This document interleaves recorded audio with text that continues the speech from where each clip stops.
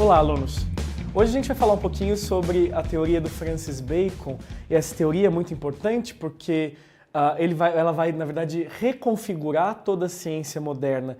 Esse processo de construção da ciência moderna que é muito próxima de como a gente faz a ciência hoje em dia, vem, na verdade, do Francis Bacon, das ideias dele, do método dele, que é um método chamado de empírico indutivo. Esse método empírico indutivo ele é importante porque ele coloca como critério da verdade a experiência. E ao colocar como critério da verdade a experiência, o método baconiano ele traz para a gente algumas considerações importantes. Primeiro, ele faz, através de suas obras, duas considerações. O Novum Organum é uma crítica à obra do Aristóteles, o Organon, que a gente comentou aqui na aula de Aristóteles, onde o Aristóteles tenta compreender aí a ordem do universo. E é claro que o Francis Bacon vai propor uma nova configuração para isso. Ele vai reinterpretar as ideias do Aristóteles, fazendo uma crítica ao Organon do Aristóteles. E a segunda obra aqui, o The Advancement of Learning, mostra para a gente um comprometimento do Francis Bacon com a evolução da ciência, buscando sempre o progresso. E o progresso sempre pensando nesse domínio sobre a natureza e levando também ao desenvolvimento social. É claro que ele junta essas duas coisas, né, na passagem do século XVI para o XVII, porque ele pensa que a ciência tem um propósito, que a ciência ela precisa ser uma ciência mais prática. Então Francis Bacon ele não vai perder tempo com considerações metafísicas, para ele ficar pensando em Deus, pensar em mundos imaginários, tentar entender como funciona o ser. Para ele, tudo isso é muito pouco prático. Para ele, os filósofos da antiguidade, eles acabaram se perdendo um pouco nessas considerações. Ele busca sempre o fundamento aí de uma ciência mais prática, mais lógica, mais objetiva e sempre buscando aí um resultado, como a gente vai ver no método dele, tentando criar uma lei geral. E o legal do Francis Bacon é que ele pensa que a ciência ela pode ter alguns limites que a gente tem que tentar escapar. E é aí que ele cria uma crítica, na verdade, chamada de teoria dos ídolos, que é uma crítica ao conhecimento, à própria natureza do conhecimento. O que são os ídolos? Os ídolos, como o próprio nome diz, são distrações que podem prejudicar o processo científico no método empírico indutivo. E por que, gente, essas distrações elas podem prejudicar? Porque quando você está fazendo a experiência, induzindo a experiência, a gente vai ver as etapas daqui a pouquinho no método baconiano, no método empírico indutivo, se você se distrai, se você não cria uma norma, uma regra específica, se você divaga aí o seu pensamento, talvez você não chegue no resultado mais próximo da verdade. Já que a experiência, a sua indução, te aproximam no caminho da verdade, você tem que ficar atento a eles e você não pode se desviar de nenhuma dessas maneiras aqui. Por exemplo, ídolos da tribo. Ele fala que assim como uma grande tribo, o ser humano ele tem distrações da própria mente humana que distorcem a realidade. A gente tem que tomar cuidado sempre que o aspecto humano ele pode influenciar negativamente na experiência. Então, para ele, a gente deve fugir um pouquinho dessa nossa parcialidade, muitas vezes, pelo fato de sermos humanos num experimento e distorcendo essa realidade. O segundo ídolo aqui é o ídolo da caverna. O ídolo da caverna, na verdade, é uma ideia de que a nossa caverna pessoal, a nossa pessoalidade, a nossa subjetividade também pode interferir negativamente numa experiência, né? Eu sempre penso, por exemplo, num laboratório onde a pessoa ela tem gostos muito específicos e ela vai deixar de fazer um experimento porque vai contra o gosto dela. Isso para o Bacon é inaceitável, isso para o Bacon não é fazer ciência, não é você estar caminhando rumo ao progresso. Então, você também deixar essa parcialidade, essa pessoalidade de lado nesse sentido. A terceira fórmula de ídolo aqui são os ídolos conhecidos como ídolos do foro. Ele quer dizer o seguinte com esses ídolos, que a linguagem ela tem que ser a mais clara possível, a mais objetiva possível, a mais padronizada possível. Então a gente não pode chegar no laboratório e falar, pega aquela coisinha lá do lado da coisa. Quer dizer, tem que ter nomes específicos, classificações, tem que ter uma comunicação mais direta entre os membros que estão realizando aí uma experiência e entre os elementos também que vão ser utilizados naquele momento para você não se perder no meio desse processo.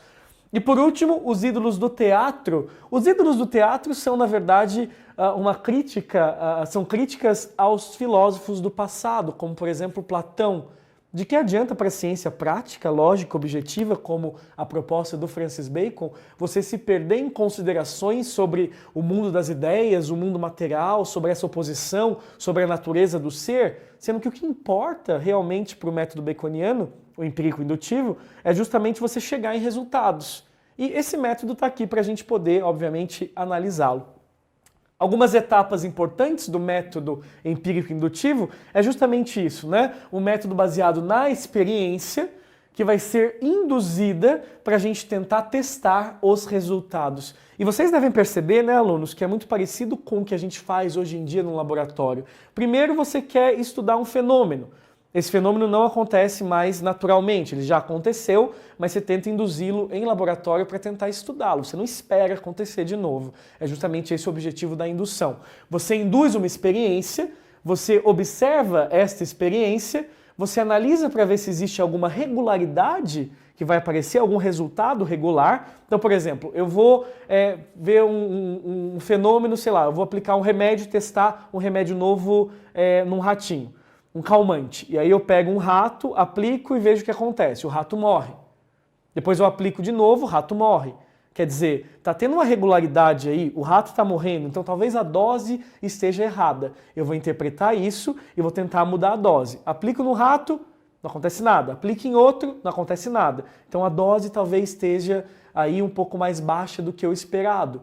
Eu vou fazendo isso até achar um resultado que me agrade, eu analiso esse resultado e aí sim eu lanço uma dose segura, generalizando, criando uma lei geral para aplicação daquilo que eu estou estudando no laboratório. Então assim, isso é muito legal na ideia do Francis Bacon. É uma forma segura da gente tentar compor o nosso conhecimento, chegando em leis gerais a partir da experiência, da observação e da análise. Então esses passos são importantes para a gente entender como o Francis Bacon ele fundamentou aí a nossa ciência moderna.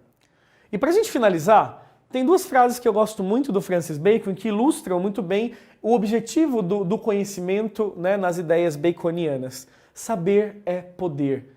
Esse conhecimento traz para a gente a possibilidade de intervir no nosso mundo de uma forma mais prática, modificando aí a nossa realidade, fazendo o que ele chama realmente de ciência. E qual é o objetivo dessa ciência toda? É um objetivo que hoje a gente pode, inclusive, tentar criticá-lo, mas que a gente ainda faz muito. A nossa ciência ela tenta contornar aí a natureza, dominando a natureza. O conhecimento deve ser obtido para gerar o controle sobre a natureza e garantir que o ser humano se perpetue, garantir que o ser humano domine essa natureza e que consiga viver melhor, né, através desses experimentos e das leis gerais que a filosofia acaba encontrando na teoria do Francis Bacon nesse momento. Ele é o, digamos assim, o gerador desse método empírico indutivo, que, claro, né, faz parte aí da escola dos empiristas. Os empiristas vão aparecer principalmente na Inglaterra e depois esse método ele vai se desenvolver, vai se espalhar pelo mundo e vai sofrer críticas também posteriores, né? Esse método não é perfeito. É isso que eu queria falar com vocês. Às vezes, quando a gente fala de um método que é muito interessante, como o método baconiano, né, mais prático, as pessoas tomam esse método como verdade. Mas existem filósofos, como por exemplo David Hume, que vão tentar criticar a ideia do Francis Bacon e isso vai aprimorar ainda mais o nosso processo científico. Bom, pessoal, vamos fazer uma revisão do que a gente viu hoje? Então, pessoal, na aula de hoje a gente viu que o Francis Bacon ele vai colocar como critério da verdade a experiência e que isso é a origem do chamado método empírico indutivo. É você tentar induzir experiências e analisá-las. A gente viu também que para o Francis Bacon existem alguns pontos no Aristóteles que ele critica, né, do organon, e ele tenta também se preocupar com a questão do progresso humano, como a gente pode progredir de uma forma um pouco mais segura. E para progredir de uma forma mais segura, a gente viu que existem aí 4 ídolos que devem ser evitados na hora de fazer a ciência. A gente tem os ídolos da tribo, os ídolos da caverna, os ídolos do fórum e, por último, os ídolos do teatro, que são, na verdade, distorções que podem ser aplicadas na hora da experiência e que comprometem aí os resultados que a gente espera de um experimento. Outra coisa importante que a gente fala aqui sempre, o método baconiano requer, primeiro, uma indução da experiência, depois a gente tem a parte da observação, da regularidade, da análise, e a gente sempre conclui buscando aí uma lei geral que sirva, né, que contemple aí esse fenômeno que a gente analisou em todos os momentos, em todos os casos, tentando criar uma regra nesse nosso estudo. Bom, gente, então é isso. Espero que vocês tenham gostado e até a nossa próxima aula.